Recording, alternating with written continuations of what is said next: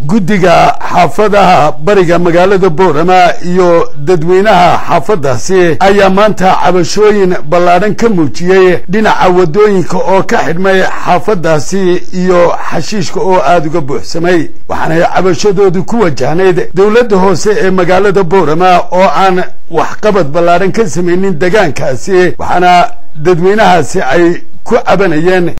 dawladda hoose ka cabanna hanaga qaadan anaga noloma yimaad waxba laga ma qaado hanaga qaadaan ma nuleemay qashin sababa waxa kale nahay eedii oo maxaan ku raadayay dhulka ku dhimanaysa taasi oo maxaan ku raadayay qurunkeegi de uu anaga dugsiga ka nimidnay ma marna qurunka afka naga galayo midda kale markuu roob daaro dhibaato waas markuu roob jiilal soo hadlo dhibaato waas xaasoo aan wax ka baran karlaano wax walba ay noo soo galayaan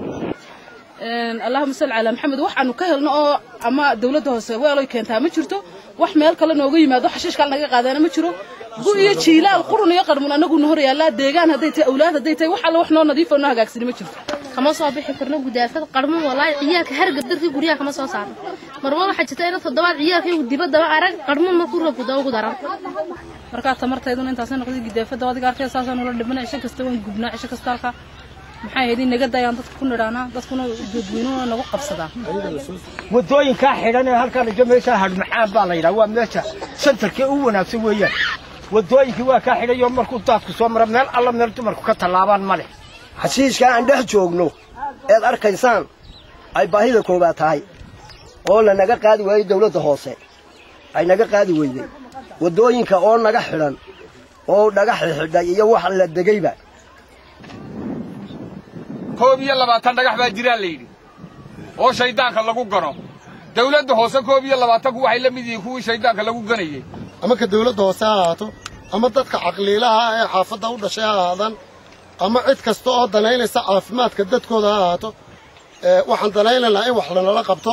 annagoo ah dadweyne guddiga oo xaafadda kamid ah oo iskood isku xil saaray xaafadaha bariga magaalada Boorama waxay ka cabanayaan waqtigii roobka oo soo dhow ayaa in cudurro u ka dilaaco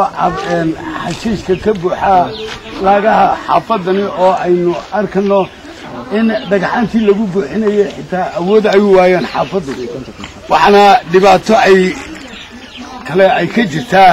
dhinaca wadooyinka oo ay ka cabanayso xaafadani وعافي TV قرنك Somaliland Boorama